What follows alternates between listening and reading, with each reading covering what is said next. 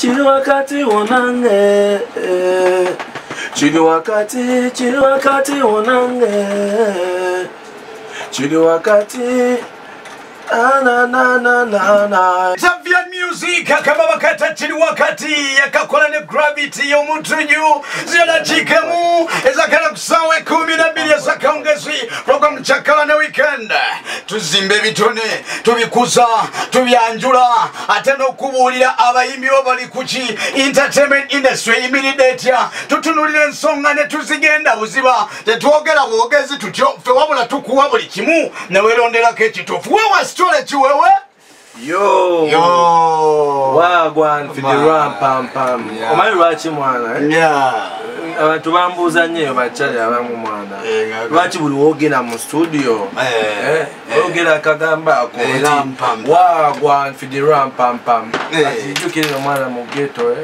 jukira nze nva mu ghetto ni mwana wa ghetto abaana eyo baŋŋamba kati eringa eŋŋombo yaffe nti ghetto youth oyina okwogera ekyo ekigambo era saagala sikuwa advice genda kyogera oyinza okukyogera nga tamanyi nkozesa yakyo ekivaawa kitegeeza ki amateeka kuliko agakifuga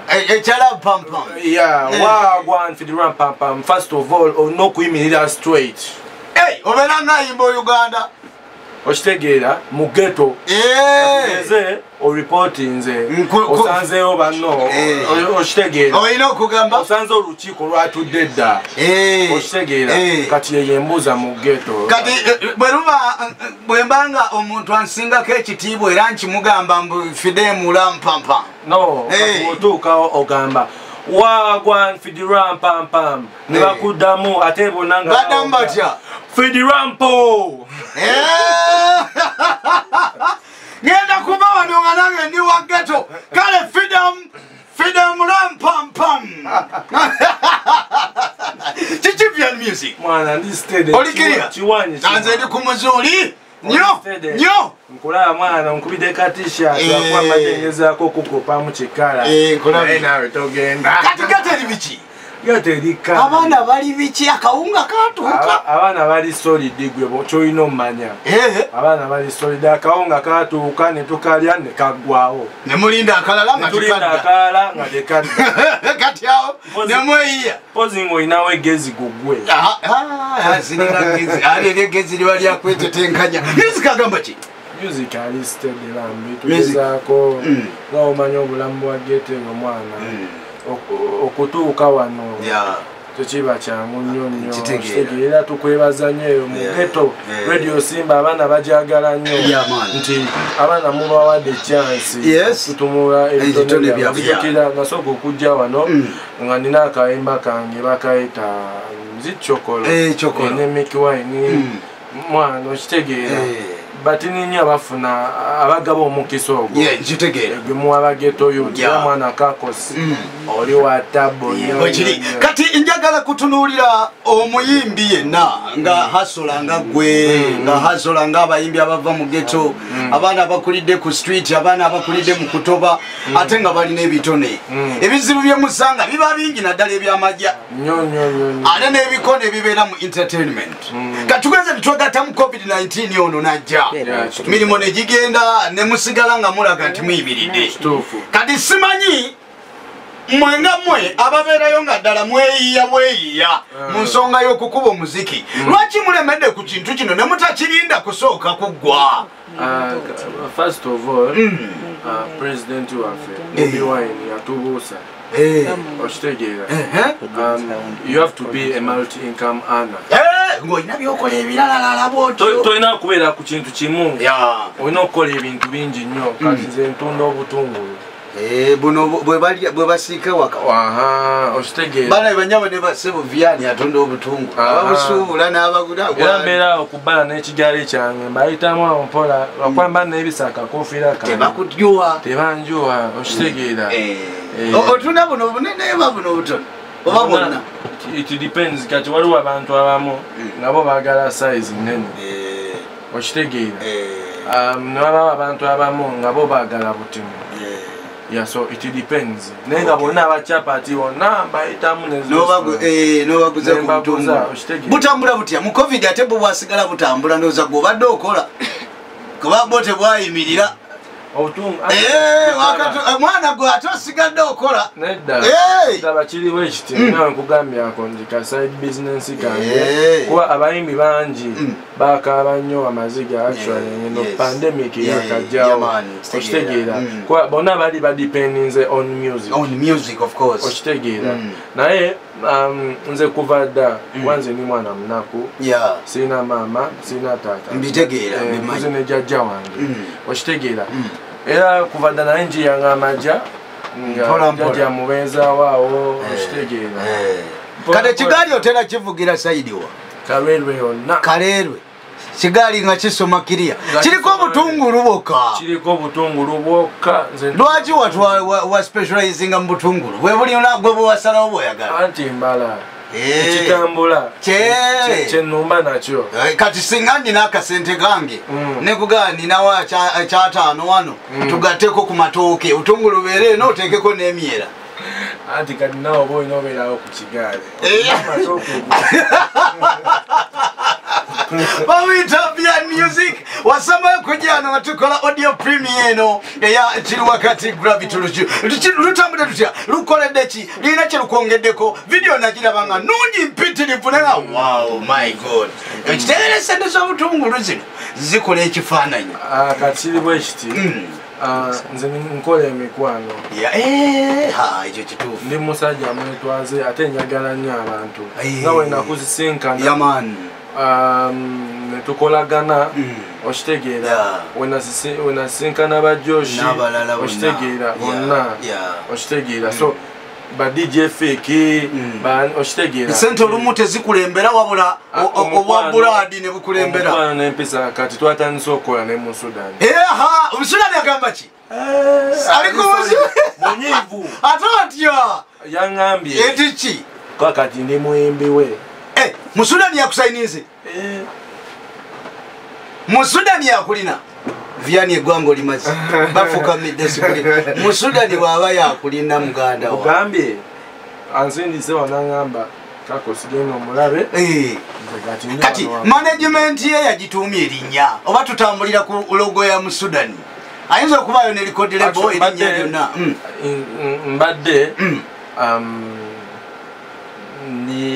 nina Mac Music. Mac Music. Mac Music. Gundi yange. Nga gwe ng'omuntu. So kati mu Sudani yonna yabirani nga yabikwasibwa. Mac Music. Mu Sudani kati yonna yabirimu. Yonna yagirani. Mu Sudani. Sudani kale tukwagaliza bisima naye wakutte watuufu. Bw'aba asibye kapapula ali mu over. Yasibye over. Omusajja w'amaanyi. Mu Sudani bw'oba kw'olinga owulira wasibye over omupiira gw'atodde era atandika okubanja ono muvubuka ajja kukolera bwe tuba tuzze ku luyimba lwa Gravity lulina kye lukwongeddeko. Lunyongeddeko nnyo because meetings emikwano emipya abayimbi bangi nnyo mu industry bakyali bange kati banzikiriza bambi kuba ku ground terukoze bubi. Okay fine ekyo kiba kirungi nnyo ng'ogyeko Gravity olowooza muyimbi ky'omulala gw'oyinza okugamba nti oba olyawo yali ntereddewo omugongo ne tugattako n'abako ettaffaali lyangattako ku lugendo lwange. Actually as per now ne management yange mu Sudan twala tusooke tute singo zaffe. Singo kati as per now twakataawo singo zaffe 2. Kwa tutuula wamu. Oluli wano oluliwa? Waliwo Teresa ne My Woman. Kati My Woman beauty of current. Doing a video everything. So Teresa twatadde mu video. Sorry mu audio. Tutuula wamu ne management yange eriko abantu bangi nno. Ne bakusalira. Banyiivu nnyo. Banyiivu mu muzi baga bakutabukidde. Ne bakayana bajoshi ogenda owulira bafulumya ennyumba weebuuza. Kyekiddago. Kwali kutya kutomera. Oliriza Busha ne Kakos, the microphone soldier. Ebenge byatuuka ndikuwera wona omisabira. Tojja ngoko tovaawo nyina webinyumira. Tabaza Ya Teresa, Teresa tabaza. Nothing impossible, byonna biri possible. Bibalambira bakongere yasiga ensigo. Siriguma zambiro tuli bakuyita babiri mu bulimbirigo. Banyi, ensangi zino badduse bagenze muri hub. Wetwogerera waliwo omuyimbi gwe bayitira Lokojanti. Okyamujjukira? Lokojanti oli gwe baakubanga yeeyise ghetto president. Omujjukira oyo gayi?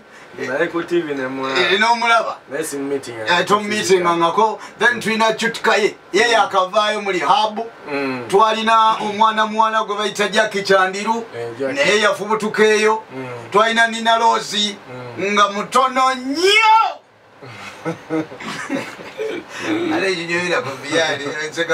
Naye bwe yabivaako biri n'agendako muri hub nadda ng'ali ku muzuuli. Buli muntu ava mu ghetto nga ggwe baba balowooza nti mulina ebiragalalagala bye mukozesa, era bano baba babikozesezzaako ne babivaako bagenda bagamba nti omulimo gwe balina gwe gw'okusomesa abo ababinywa babiveeko. Komenti gy'oyinza okumpa ku nsonga eyo? Kyova olaba bagamba mu miyembe emingi era mubaamu emigundu n'emirala era n'ennyaanya ne mu butungulu bwaffe buli ne mu butungulu bwange buli bwentunda kera ku makya nga mulimu akavunze n'ogamba nakatungulu nakajjeko ekikuta bulungi nekapepeta bulungi ate stories ate kavunze okitegere kati ne mu ghetto mubaamu abakola ebikyamu mulimu n'abakola ebirungi. Naye kati baga nti enjaga eyingidde ennyo mu bayimbi esse n'ebitone by'abayimbi bangi. Kituufu ekyo? Ngera bwe nkugamba mu katungulu nga bwe nkugamba mubeeramu akavundu ti mu industry mulimu abanywa enjaga mulimu n'abataginywa. Abaginywa bagikole ki? Bagiveeko bagikatira bakwensonga kiri bwe kiti buli omu alina choice ye, buli omu alina path y'obulamu bwe mwabuvugira. Okitegeera waliwo oli asalawo n'agamba nze bwe nywa enjaga yenkolera. Okitegeera waliwo oli asalawo nze kubera nga sinywa njaga nga nywa amazzi kinkolera. So buli omu alina ekimukolera.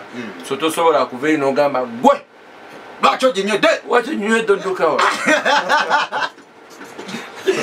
Omuyimbi Akon abadde wano ebbanga mu Uganda abantu nga badduka kwekubisaako bufaananyi bannayuganda abamu nga beekubisa obufaananyi ne superstar. Agenda kuzimba wano city, Akon City. Katusabe. Kyekyo omuyimbi ng'oyo kye yandibadde akola mu Uganda nga tubadde tusuubira oba oliawo yandibadde alina kyakola nga kigenda kuyamba muyimbi munne ng'omuyimbi bw'aba afunye ssente nga international artist katugeze nga ba Davido bani abo ne bajja muno mu Uganda. Olowooza kye twandibadde tumusuubiramu? Actually nze kwazisa bigoberera bw'aba yali muno ekituufu naye nze kubanga bagamba Akon City ate bagamba waliwo n'ensi ezimu zeyagendamu n'asuubiza n'atazimba. So kati biri awo tebitegerekeka. Nze ku ndowooza yange yandize mu ghetto ng'omuyimbi okitegeera n'alonda omwana n'agamba gwe ngenda kufuula superstar international. Okitegeera Kaviyani jangu bagamba ng'omuyimbi ne tumusuubira nti ajjidde mu bayimbi eno. Okitegeera ngenda kufuula international kubanga tuli mu kulwana music waffe mutega ku international level as per now. So wetuba tufunye chance ng'eyo nti omuntu ow'amaanyi bwatyo Akon aze mu ggwanga. Okitegeera tuba tumusuubiramu ebintu bingi kubanga ne baba basambi b'omupiira bwe bajjira bagenda mu za academy. Okitegeera naye ffe teyajja mu academy.